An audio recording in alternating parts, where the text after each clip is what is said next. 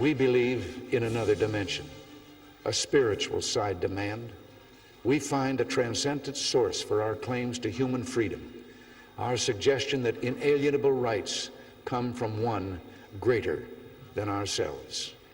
No one has done more to remind the world of the truth of human dignity, as well as the truth that peace and justice begins with each of us, than the special man who came to Portugal a few years ago after a terrible attempt on his life. He came here to Fatima, the site of your great religious shrine, to fulfill his special devotion to Mary, to plead for forgiveness and compassion among men, to pray for peace and the recognition of human dignity throughout the world. Welcome back to The World Over Live. That was President Ronald Reagan before the Assembly of Portugal in Lisbon in 1985.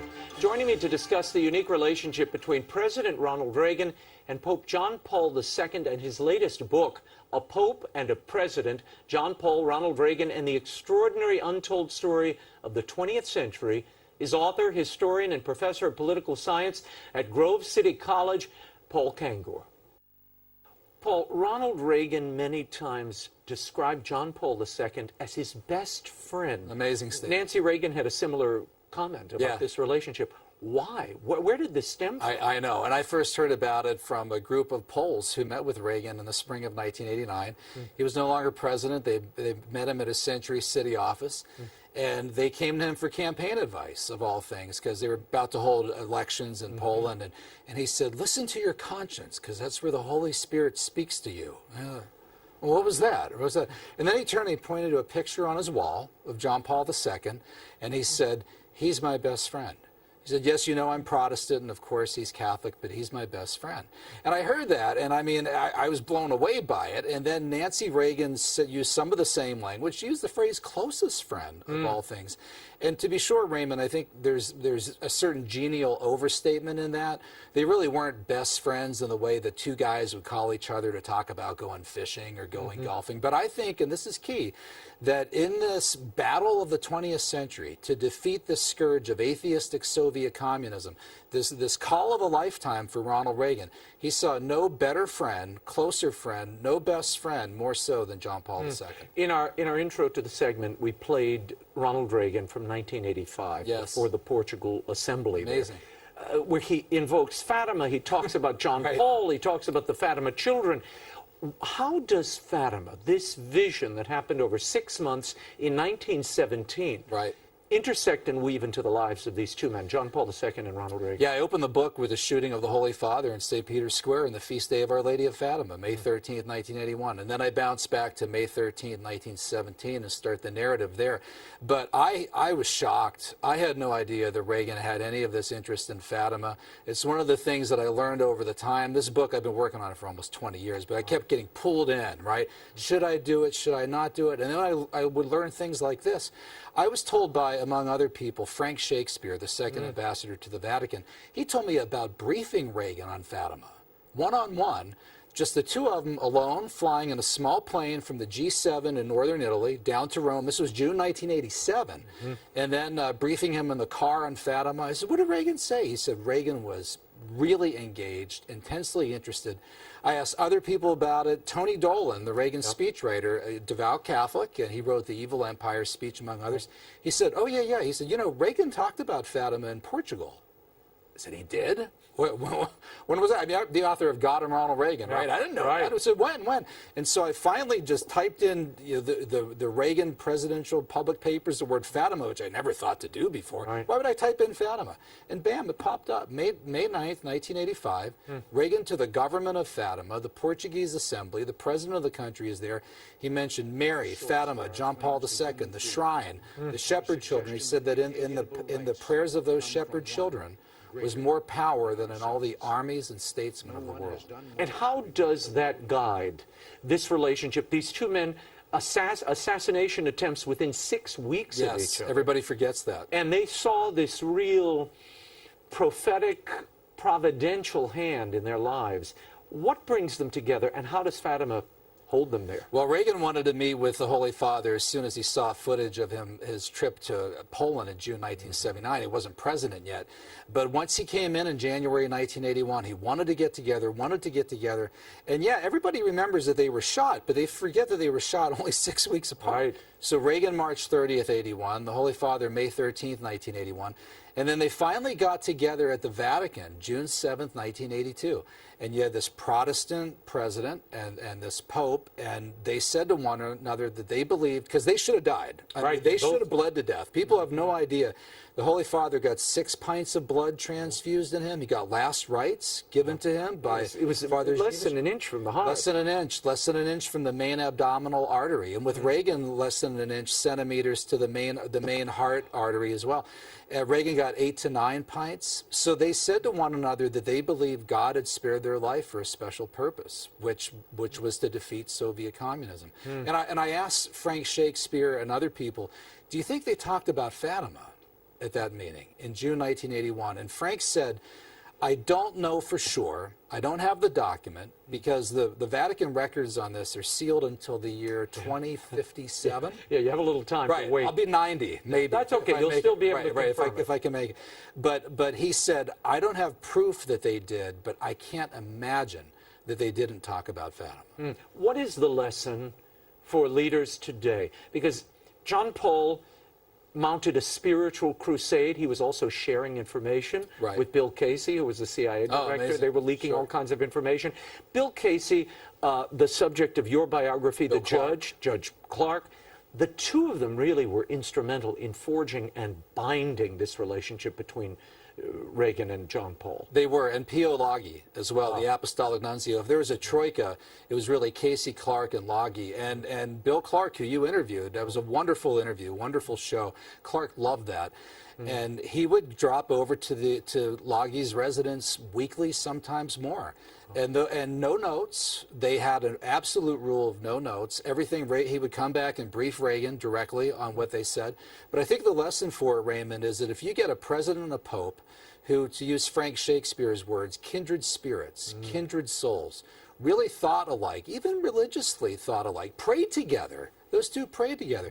If you can get two men of one mind and one purpose, facing a great international threat with a unity of vision on how to respond, you could literally change history and change the world. Now, it is clear that Donald Trump is ripping a page from the Ronald Reagan playbook here, trying to engage not only the Pope, but other religious leaders in this new initiative to stamp out Islamic terror from the face of the earth. How successful, in your estimation, has he been?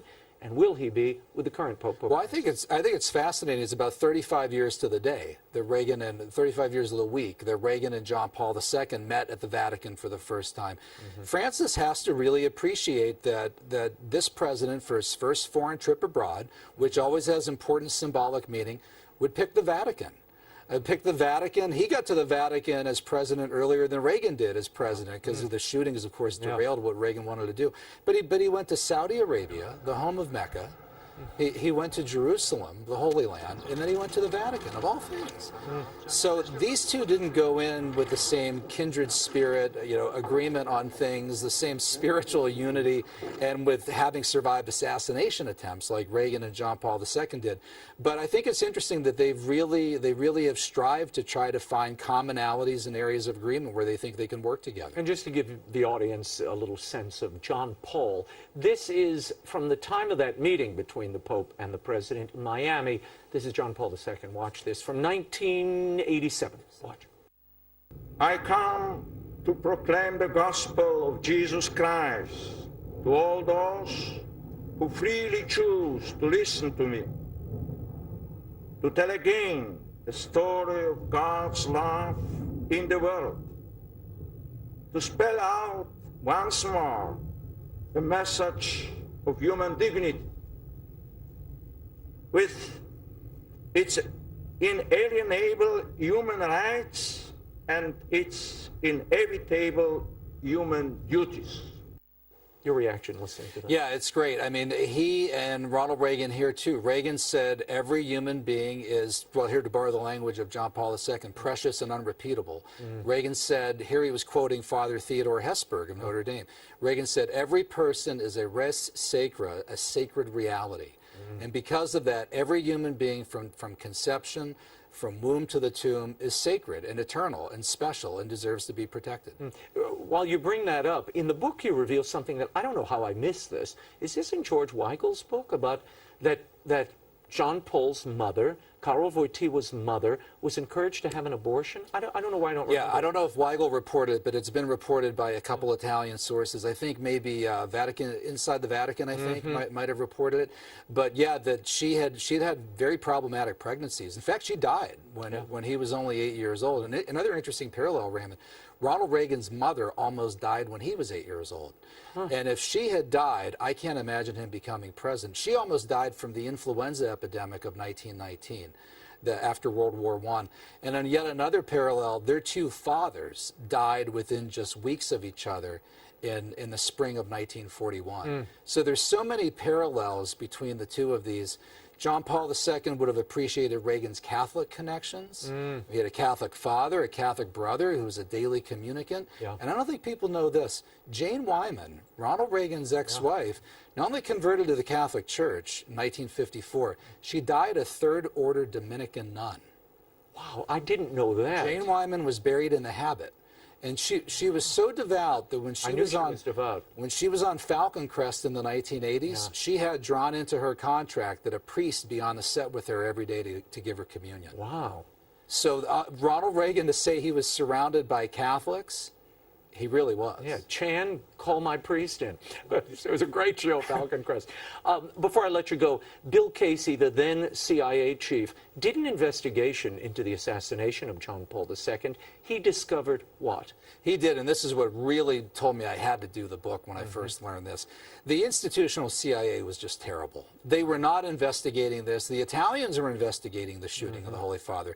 Institutional CIA was not. Casey got so fed up that he finally had a super secret, really tight internal investigation. I was told it was led by two young women, one in her late 20s, early 30s, one in probably her early 40s.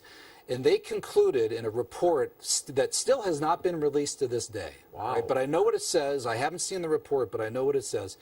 They concluded April, May 1985 that the Soviets ordered the hit on the Pope. And specifically, it was the Soviet GRU military intelligence, and they did it with the knowledge, the go-ahead, and the approval of Yuri Andropov at the KGB. And then in turn, Casey went and briefed Reagan on it, and I was even told what the briefing was about, what they said. It is still it's still classified. It's one of the only pages in the Reagan diary that hasn't been cleared for declassification.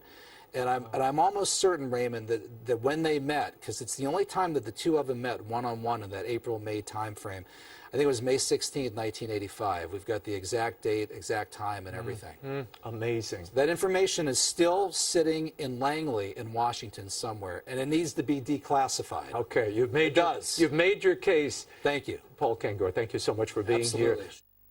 A Pope and a President, John Paul Ronald Reagan in the Extraordinary Untold Story of the 20th Century by Paul Kengor is available online and at bookstores everywhere.